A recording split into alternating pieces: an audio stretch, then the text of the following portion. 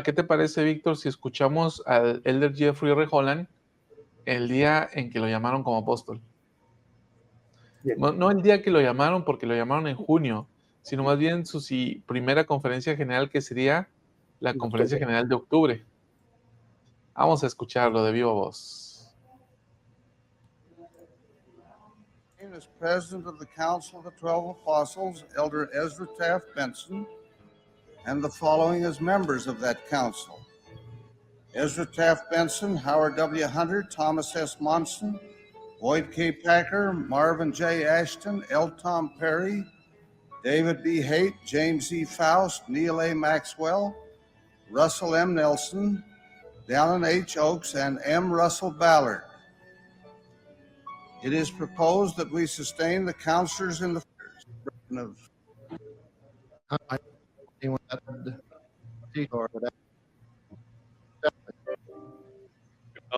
members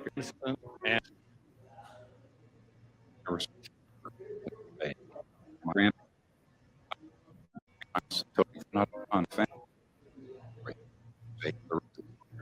Boyd K. Packer as members of the Council of the 12 Apostles, Boyd K. Packer, L. Tom Perry, David B. Haight, James E. Faust, Neil A. Maxwell, Russell M. Nelson, Dallin H. Oaks, M. Russell Ballard, Joseph B. Worthland, Richard G. Scott, Robert D. Hales, and Jeffrey R. Holland.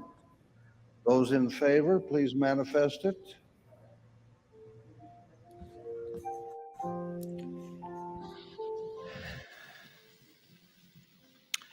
My beloved brothers and sisters, this is obviously my first opportunity to stand before you since the events of June 23rd altered the course of my life and my service forever. That was exactly 100 days ago, and every one of those days I have prayed to be worthy of and equal to this sacred responsibility. Perhaps you can understand the immense personal inadequacy I feel and the deep, often painful examination of my soul I have experienced. Obviously, my greatest thrill and the most joyful of all realizations is that I have the opportunity, as Nephi phrased it, to talk of Christ, rejoice in Christ, preach of Christ, and prophesy of Christ, wherever I may be and with whomever I may find myself, until the last breath of my life is gone. Surely there could be no higher purpose or greater privilege than that of special witness of the name of Christ in all the world. But my greatest anxiety stems from that very same commission. A line of Scripture reminds us with searing understatement that they which preach the gospel should live the gospel. Beyond my words and my teachings and spoken witness, my life must be part of that testimony of Jesus. My very being should reflect the divinity of this work. I could not bear it if anything I might ever say or do would in any way diminish your faith in Christ, your love for this church, or the esteem in which you hold the holy apostleship. I do promise you, as I have promised the Lord and these my brethren, that I will strive to live worthily of this trust, and I will serve to the full measure of my ability. I know I cannot succeed without the guidance of the Master, whose work this is. On occasion, the beauty of his life and the magnitude of his gift comes to my heart with such force that, as a favorite hymn says, I scarce can take it in. The purity of his life, his mercy and compassion for us have led me again and again to bow in humble adoration and there proclaim, my God, how great thou art.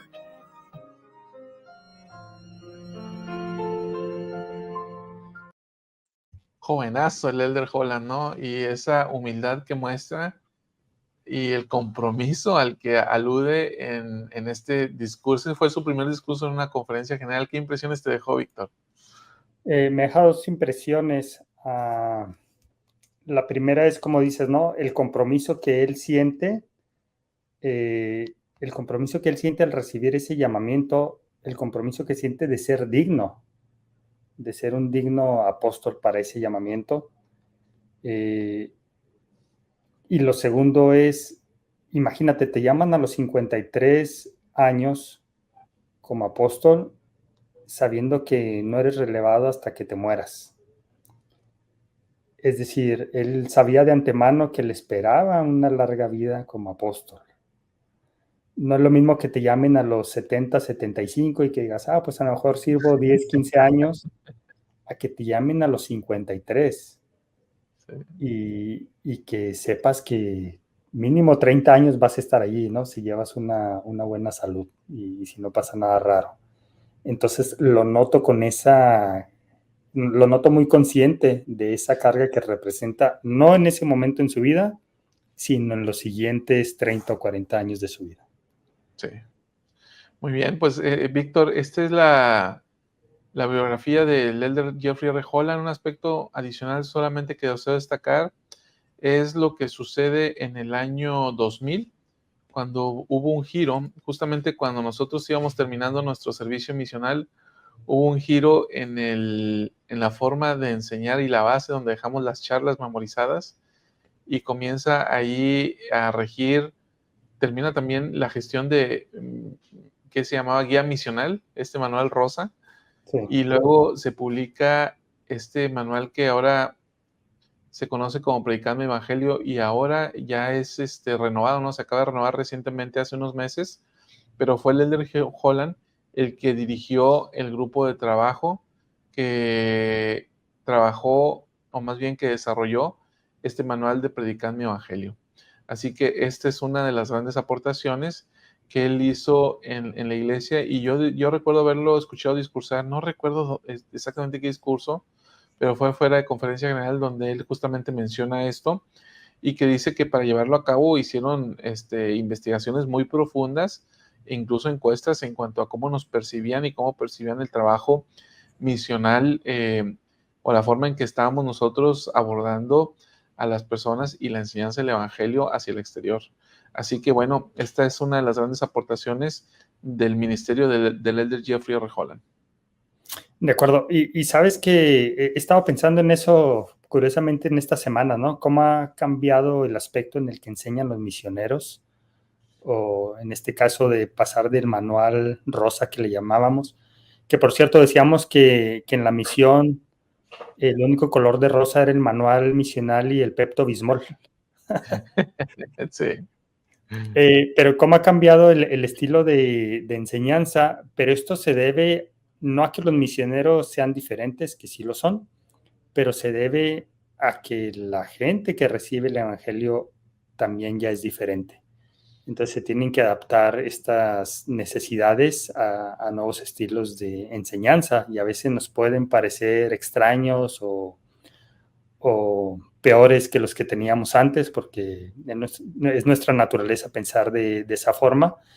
Pero yo creo que los apóstoles están muy al tanto, como decías, no van a la ligera, se hacen estudios, se hacen encuestas y demás, y entonces es como se lanzan este tipo de cambios.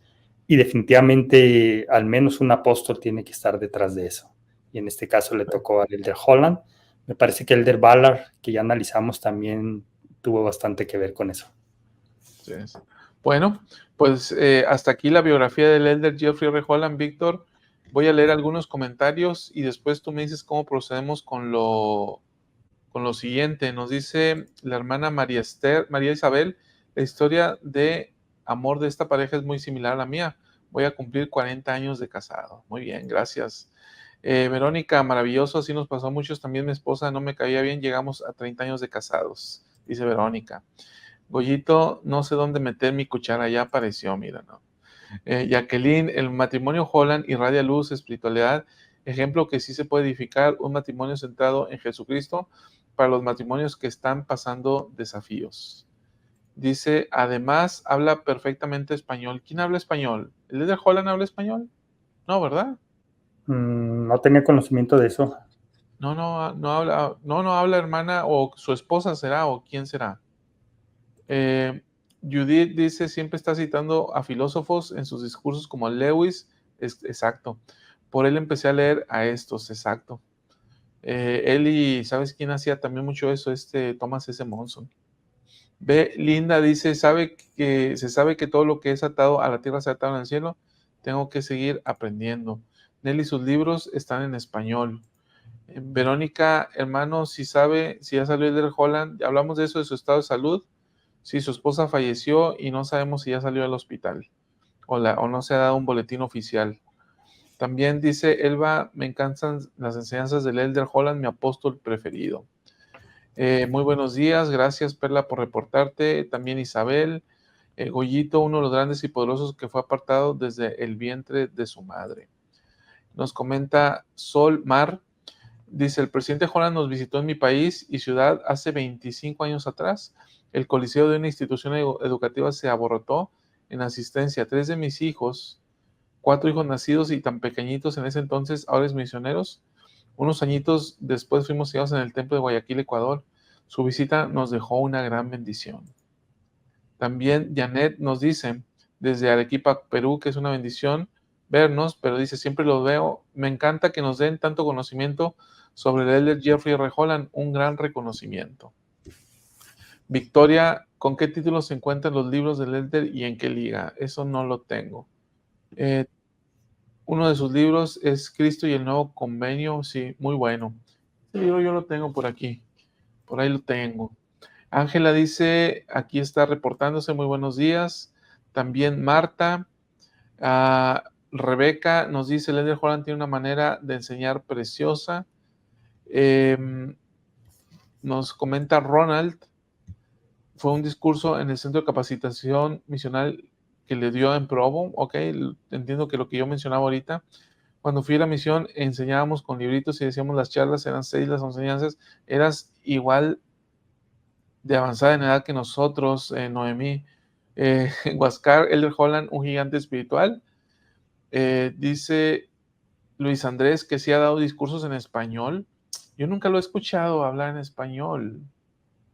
¿O sí? No lo tengo, ¿eh? De hecho, si hablara un español bueno, lo pondrían en doblaje en las conferencias generales, como luego lo hace Christofferson o lo hace el Elder Ulises Suárez, pero con Elder Holland no vemos eso, ¿eh? Mercedes dice, el Elder Holland habla castellano, estuvo en Chile. Bueno, es cierto. Ya ves que, bueno, es un aspecto que no mencionamos eso, Víctor. Cuando hubo situaciones serias allá en Chile, se fue a la presidencia de ARIA, un apóstol como presidente de ARIA, lo mismo que dijimos con Dallin H. Oaks, que se fue a las Filipinas. Sí. También el Elder Holland se fue a Chile y arregló todo el desbarajuste que traían por allá. Pero sí estuvo allá. Ahora, ¿qué tanto desarrolló el español? Pues seguramente sí un poco, pero yo creo que no lo suficiente, porque no dobla sus discursos al español, y de ahí en fuera, pues yo no lo he escuchado nunca, Víctor. No sé si tú lo has escuchado. No lo he escuchado en español, pero sí van varios hermanos que lo comentan, dicen que lo han escuchado hablar en español. Por ejemplo, aquí dice Jackie, estuvo 2 años en Chile, lo escuché muchas veces en vivo y a todo color. Aquí Adriana dice, si habla español, estuvo 3 años asignado en Santiago de Chile para hacer unos arreglos, lo que comentábamos. Entonces, pues sí, parece que sí habla español, ¿no? Y hay muchos testimonios de esto. Sí. A lo mejor es un español como el del presidente Nelson, que no lo puede hablar fluido, pero lo lee, lo escribe y lo lee. Pero si estuvo 3 años en Chile o 2 años al menos, como otros comentan, me parece que debe ser fluido. ¿Tiempo suficiente? Sí. Bueno, es posible, ¿no? Ahora, si lo habla, es una lástima que no doble sus discursos, sí, porque lo hemos visto, lo veíamos con Richard Redcott, lo vimos con el de Christofferson, lo vemos con el de Ulises Suárez, y con él no lo hemos visto, ¿no? Entonces hay que mandar esa petición al presidente del Quórum de los 12. Bueno, si logra salir de esta, Víctor, porque debe estar pasando un momento tremendo. Mabel Beatriz es un dulce de leche con la fuerza de un león, lo amo. También nos dice Ángela K. Arias, este apóstol es uno de mis favoritos. Mercedes, ellos me regalaron su libro Entre el cielo y la tierra. Ok.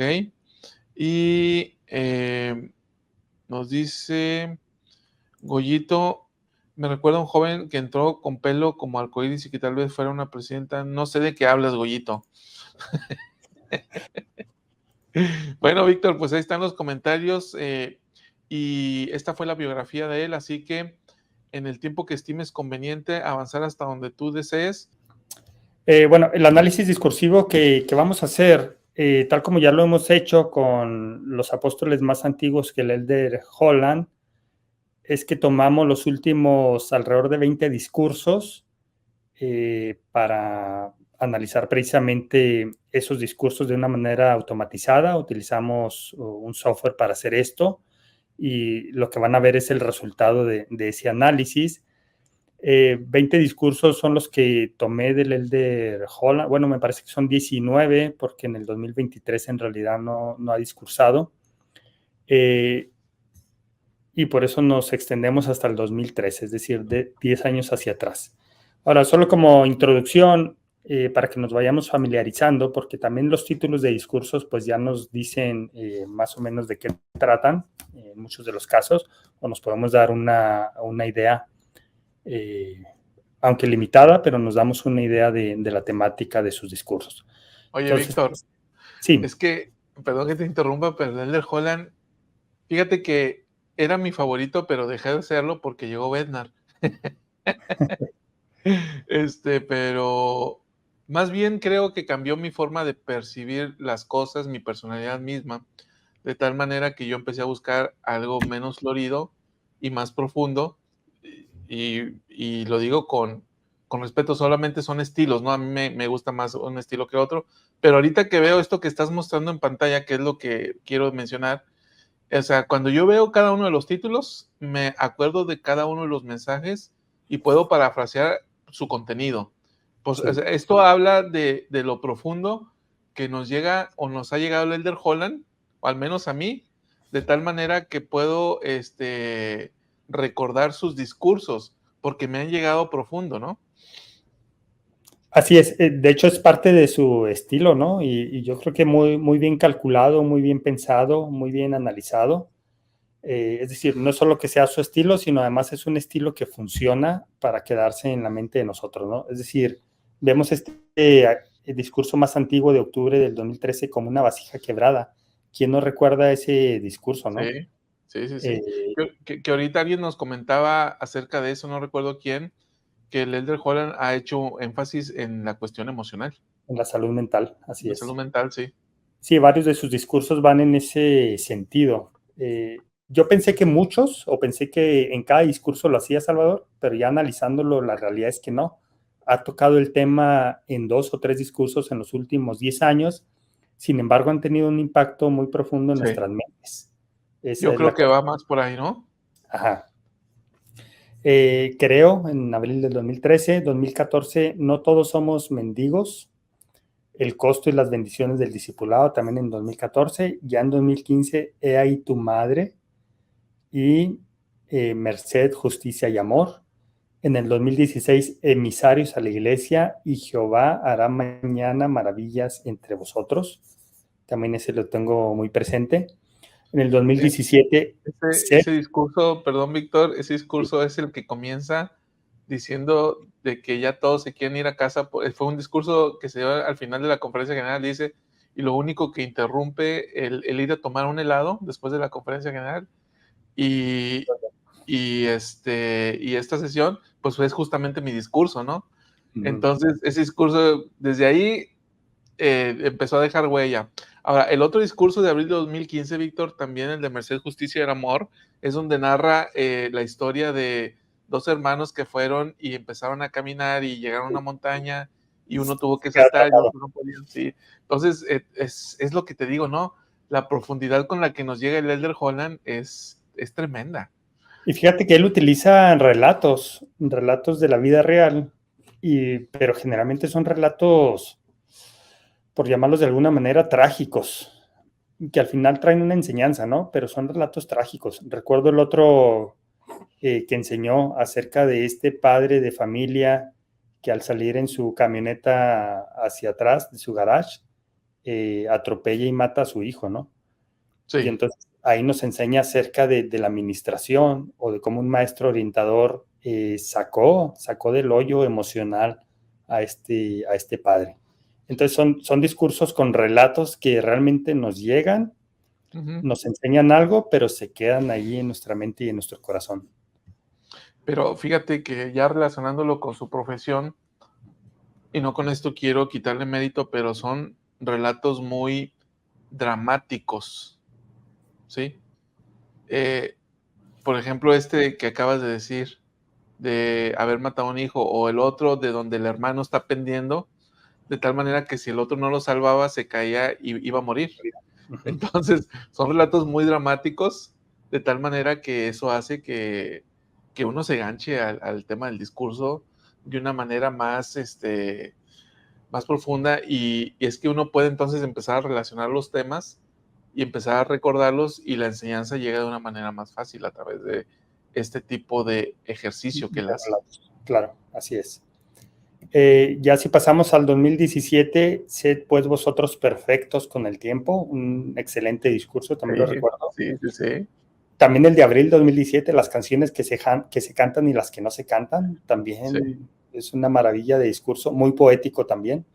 Ajá. En el 2018, el Ministerio de la Reconciliación y estar con ellos y fortalecerlos. En el 2019, el mensaje, el significado y la multitud. Y he aquí el Cordero de Dios.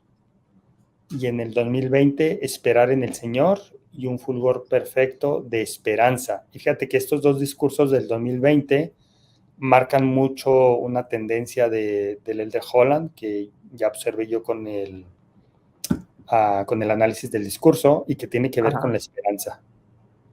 Que si te fijas, abril de 2020 era cuando estábamos iniciando la pandemia. Sí.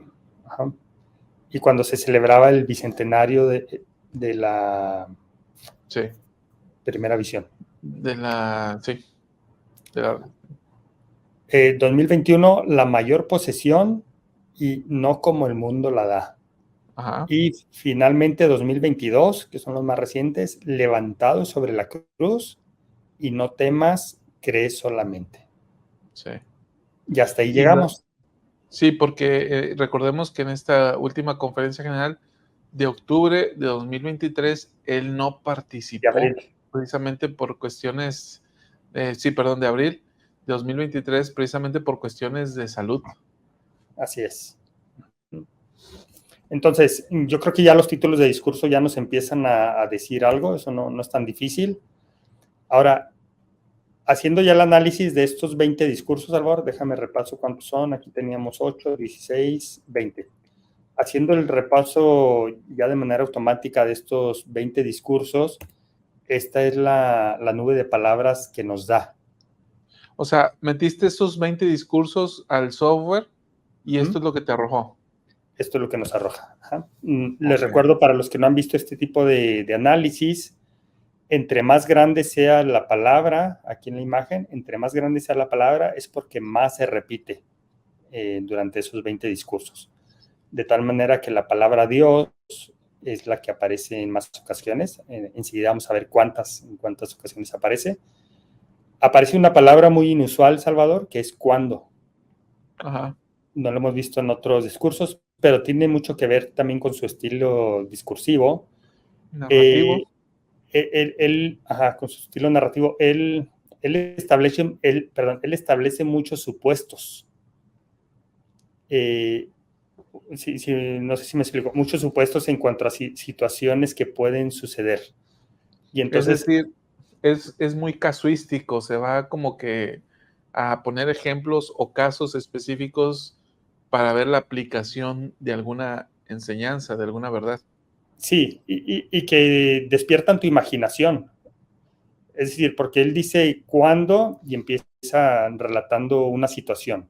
Por ejemplo, cuando se enfrenten a esto, o cuando ustedes pasen por esto, o cuando... Entonces pone situaciones hipotéticas en las que nosotros o ya las estamos pasando, o seguramente sí las vamos a pasar, o ya las tuvimos en el pasado.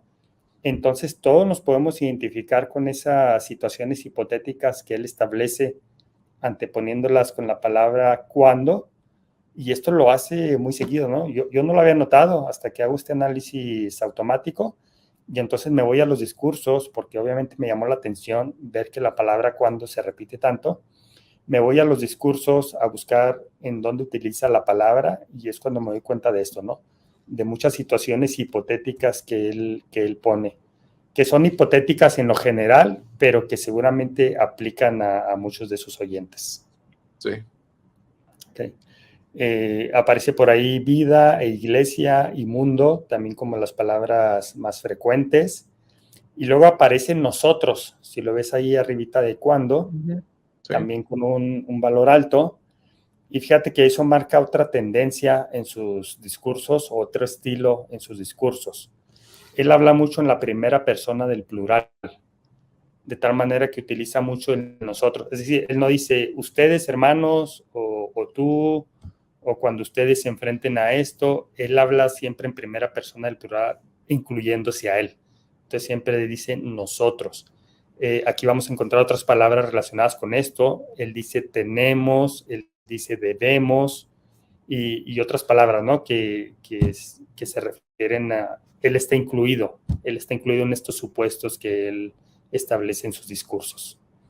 Lo cual habla de humildad, ¿no? Es decir, y bueno, reconoce su naturaleza humana como la de todos nosotros, incluyéndose en esos supuestos de problemas, de dificultades, de dolores, etcétera, de pecados incluso.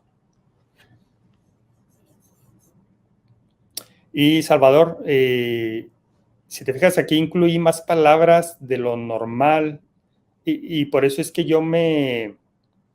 en este caso yo hice una herramienta adicional o otro software diferente al que yo estaba utilizando de un tercero, porque como te comenté hace un rato, las palabras del presidente Holland en número eran mucho mayor que la del resto de los apóstoles.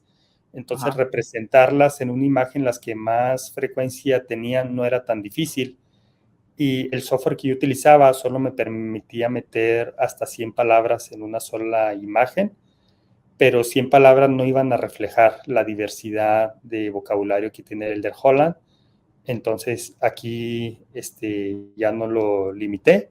Bueno, lo limité a palabras que se repiten al menos 8 veces en sus discursos.